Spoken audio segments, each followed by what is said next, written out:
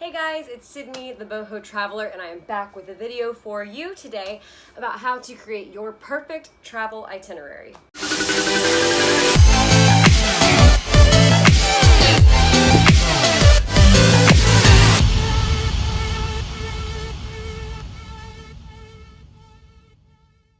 So if you look down in the description below, I have a little link that you can click on that will give you a downloadable version of a travel itinerary. This is the one that I use for all of my trips, and I promise it works. And if you fill it out before you go on your vacation, it will make your life so much easier when you're there. So go ahead and click that now and go ahead and get the downloadable version, and then I will give you the steps into filling out it so that you can create the perfect travel itinerary. Okay, so these first two steps kind of go along hand in hand with the last two steps from my previous video. So if you haven't watched that yet, that's how to plan your travel within a country. You might want to head to that video after this one so that you can kind of get an idea of what to do before you get to this step. So I'll put that link down below as well. So step one is write out your travel plans.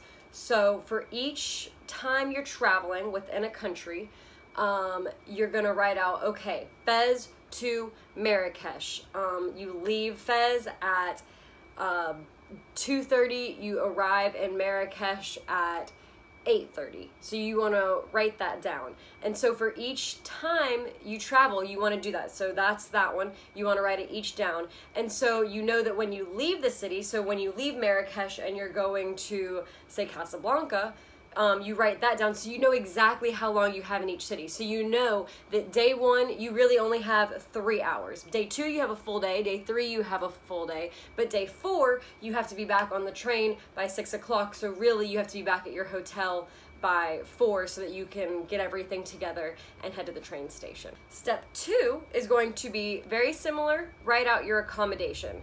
So, you know, when you get to Marrakesh, where are you staying? Write down booking number, confirmation number, check-in time, check-out time, and the address is also very important. And you want to do the same thing for your travel plans as well. You want to write down your booking numbers. That's the most important thing I can say, because if you're not connected to Wi-Fi and say you can't get in your email to look at what your confirmation number was, they might not be able to find you. It's just easier if you have it all written out for you in one sheet so that there's no complications. And at this point, you also want to look and see and write down if you have any, airport to hotel or train to hotel transport, if it's included, if it's not included, if you've arranged a car to pick you up, all that kind of stuff. And if you do have it, you want to write that down now as well. So step number 4 is the fun part, and that is searching for things to do. So there's 3 ways that I go about searching for things to do.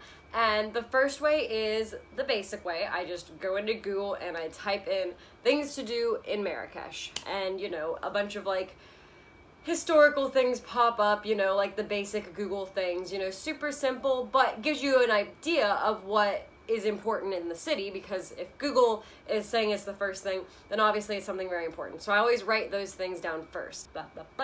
The second thing that I do is I go on Pinterest and I find bloggers for unique things and unique experiences. So I'll go in and I will type in the Pinterest search bar, things to do in Marrakesh, best places to stay in Marrakesh, where to go in Marrakesh, best of Marrakesh, and all of these blogs, from people from Australia, from Poland, from the UK, from South America, all of these blogs from people that are travelers all over the world, just like me, just like you. All of their blogs start to come up, and you can look through and see, really good travel advice from people who have done it before, and people have said, oh, I found this hidden gem, you have to go check this out. This guy, he has this really cute shop and he's great and he'll give you a discount if you do this, and then his wife has a restaurant just down the road.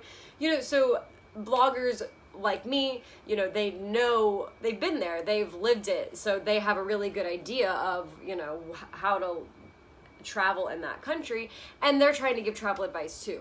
So that's what I do. I mean, I'm all about supporting other bloggers and having other bloggers support me. So if you can find good blogs and good advice, then that's the best way to go about it, because that's from people who genuinely just want to travel and want other people to have good travel experiences as well. And if you want to follow me on Pinterest and see all my blog posts, it's www.pinterest.com/abohotraveller. I'll put that link down below too, so you can see all of my pins and all of my blog posts from countries that I've been to. The third thing that I do when I'm trying to find things to do is I do my food research. So I find what foods are traditional and important to eat in that country. I don't eat red meat, but if it's something that's very important to the culture of that country, then I will eat it, because, you know, I'm going to a country to experience a new culture, and sometimes I will set aside my own habits to really sink my teeth into that culture, so to say. So I'm searching for traditional foods to eat, really good restaurants to eat, anything that's like recommendations, anything that's tiny and tucked away. I don't want big chains or touristy things. I'm really going to do my research in a lot of food blogs. I'm not a food blogger, so for food bloggers, they kind of amaze me that they go to all these restaurants and stuff. It's absolutely wild to me. So I will go and I will look at places that they reviewed and recommend, because I know they're just genuinely telling me what is good food to eat. And I love food, if you didn't know, but like I eat a lot. So food and food culture is very important to me. So that's something that I definitely look into way ahead of time, so that I know what I'm getting into when I get to a destination.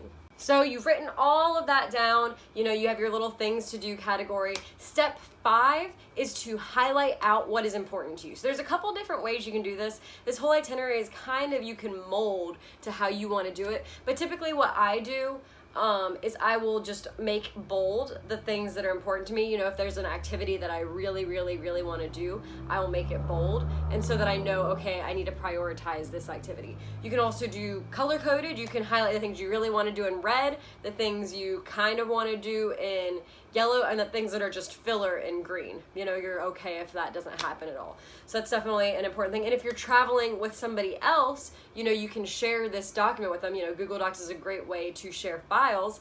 And so you can share it with them, and then they can have their own system as well, so that you know what each other really wants to do, so you can prioritize that as well. Step 6 is the challenging part, and step 6 is grouping it all together. There's a couple different ways that you can group things, and I kind of do it mostly. I start off by seeing how big the city is that I'm traveling to. If you're going to Paris, I grouped Paris in sections. So I would pick a section of Paris that was walkable, and I would go and explore that area and do all the things in that area that I'd want to do. Then I would take the bus, or not the bus, the train, to another area that was walkable and manageable, and I would do all the stuff in that area, and then I would take the train to another area again. So I'd kind of group activities by sections, so I wasn't, just running around the city doing a whole bunch of crazy things. When you're in a small city, I tend to group it more by activity, and I do this too with big cities, but it's more so how I plan the small cities. So for example, I'm not going to plan on going on a hike and going to the spa in the same day, because those are two kind of big things, and whereas you could do them in one day, you might not want to. You might want to do just the one big thing and then kind of relax the rest of the day. Or, you might want to spend your morning just hanging out and chilling and then going on the hike at sunset. So you don't, spas can be exhausting. I think they are, because, you're having people pull and tug at your skin and stuff. It makes you tired. So, you might not want to do that and then go do your hike. So I kind of try and plan small cities by activity base. And like, for example, in Florence, I wouldn't go, tell somebody to climb the Duomo and the bell tower, and then in the evening go hike to Piazzale Michelangelo. Like, that's just crazy. That's so much climbing in one day. And Florence is a rather small town, so just split the two up and do one day and one the next day, and then you get the best of both worlds, and you're not exhausted and forgetting about the other one. So as you're doing this, there's a couple of things that you want to remember. The first thing is, write it all down. For the love of God, please write everything down, because if you don't, you're going to forget it, because you're really hyped and you're in this new country and then you're like, oh crap, what was it that I said that I wanted to do? So make sure you're writing it all down.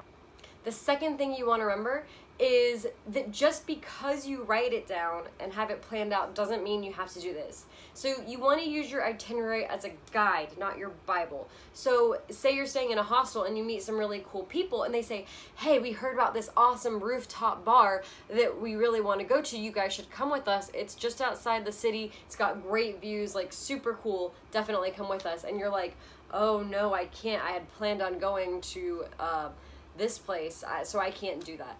No, if something's really cool and it piques your interest and you feel like that would be an awesome thing to do, then you can totally scrap what you had planned and go do something else. That's the whole point of travel, is being able to go with the flow and seeing new cool things that you didn't know you were ever going to find. You know, getting lost a little bit, finding something really cool and niche that you didn't know about. Use your itinerary as, like, if you need something to do, you can go do it. You know, it's a plan, but you don't have to do it. You know, it's, like I said, it's a guideline. It's not a rule book.